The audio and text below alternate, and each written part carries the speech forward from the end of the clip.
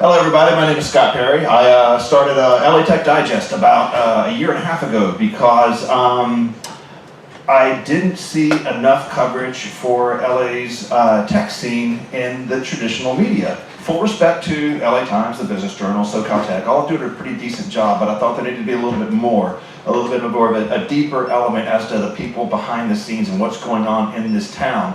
Over the years, we've all seen miniature waves come and go in LA's tech scene. I think we had the Blank of the Month Club for a while, whether it was MeUndies, Shoedazzle, etc. But recently, in recent years, this wave actually stuck around, and we're starting to see larger trends happen to where LA is coming into its own. I mean, for years, LA's always been under San Francisco's shadow, and San Francisco will always be the epicenter of tech in the world. But I always say, if you live in LA, you take LA for granted. If you live outside of LA, you take LA for granted. But if you just take one step back and take a look at what's going on around you, you see a lot of companies making great strides step by step on a regular basis. And so with that in mind, I built out LA Tech Digest, a simple WordPress site that pulls together news. I probably do one profile a week, but a lot of times I'm just pulling information from other sources like Twitter and Feedly and all the different stuff, because whenever a press event happens in this town, it's very telling about LA's press.